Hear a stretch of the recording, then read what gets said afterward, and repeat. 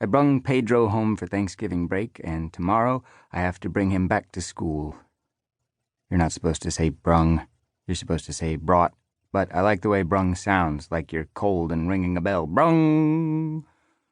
Nobody can kick your ass for what you think in your mind. Not even your mom. Mine is stirring spaghetti sauce on the stove and shaking her head at me. "Get that rat out of my kitchen," she says. "Pedro's not a rat," I say. "He's a hamster." My mom doesn't budge. "Whatever he is, he's not staying in my kitchen. I'm not going to keep repeating myself, Jon. Take that thing outside now." She always calls it my kitchen, same way my dad calls the TV my TV and the puffy chair my chair. My only territory is my bedroom. I guess my shed, too, but that's in the woods and technically it belongs to Mrs. Curry. Everything else in the house, indoors, belongs to my parents. I take Pedro outside to the swing set, even though I'm too old for it. He shivers. "Come on, little guy," I say. "You're from New Hampshire. You can handle it." The truth is, I don't know if Pedro was born here. Maybe he was born in Bermuda and got shipped here. This is my home, where I started. I was born at Derry Hospital outside of Nashua, 3 days before Carrig Burkus. Sometimes, when he's kicking my ass, I think about how we were in the hospital at the same time. I picture us as newborns in nearby cribs. I see our dads waving at us. We were equals, in a way. Back then you probably couldn't tell us apart. But now we're opposite. Carrig is a jock, one of those guys with buddies. His life is keg parties and girls. He cracks a joke and everyone laughs, and he knows how to speak to people, how to get to them. Last month his picture was in the window at Rolling Jack's, the sports store in the mall. He was Athlete of the Month. I'm not anything of the month. Chloe laughed when I said that to her. "That's a good thing," she said. "The worst thing you can do is peak in middle school." She always says the right thing, the nice thing. I can picture her photo and her name up at another store. Person of the Month. I'd never say that, though. I know that much. Tomorrow we go back to school, which means seeing her again. Chloe smells like cookies. That's what I call her in my head. Every time my mom makes cookies, no matter what they are, oatmeal raisin or chocolate chip or caramel, they smell like Chloe. Chloe smells like cookies doesn't make fun of me. She sits with me at lunch, even though the other girls laugh at her and the other guys tell her she is wasting her time on a faggot. Chloe hates that word. She says after high school she's going to live in New York City where nobody uses that word. She thinks the people in our school have small brains and small hearts. She says New York is like Sesame Street for grown-ups. Everyone has big hearts, and you can be anything you want to be. She was there for Thanksgiving this week. Her parents took her to see the parade. She saw all the floats when they were shriveled and flat on the ground. We've been texting a lot all week. She says, I'd love New York. It's so much bigger than New Hampshire, even though it's smaller, you know? I get it, Chloe. I wish I was there. Of course you do. You always get it. My mom yells, "Dinner!" I write back fast, "See you tomorrow." She sends me a smiley face.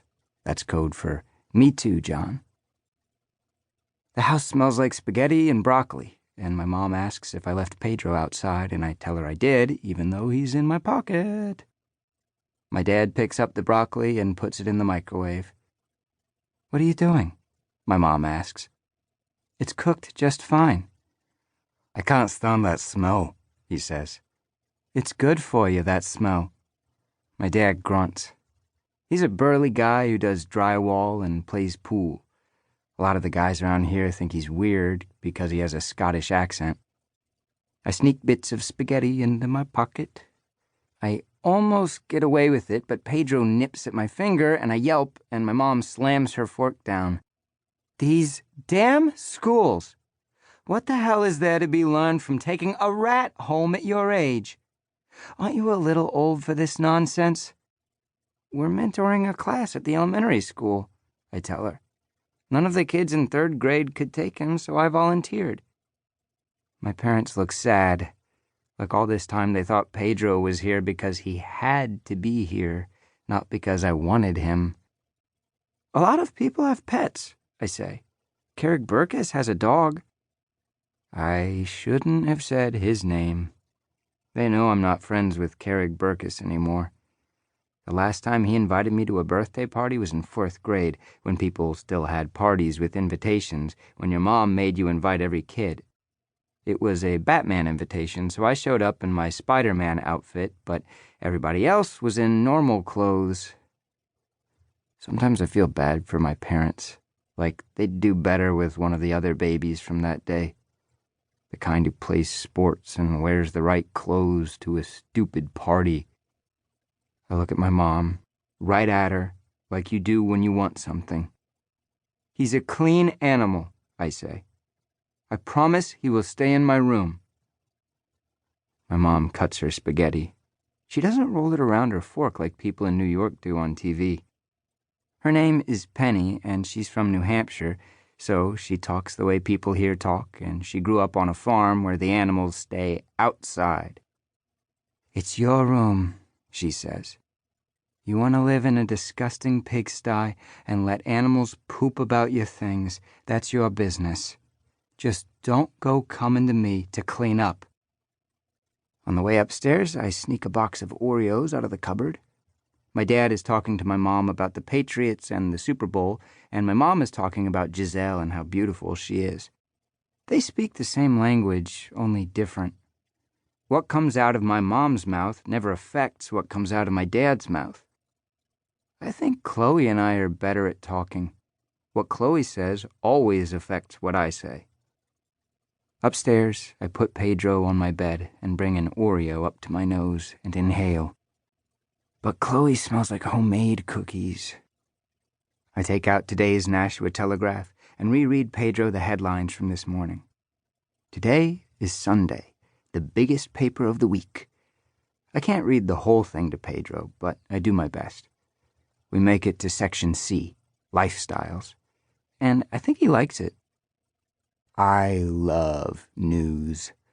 It reminds you that there's a whole world out there, a world of people who have never even heard of Carrick Burkus.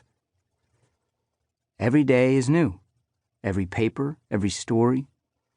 In a book or a movie, you only get one story, but in a newspaper, you get happy stories, sad stories, stories that you can't understand about mortgages, scary stories about robberies, meth heads, that kid who got kidnapped in Dover.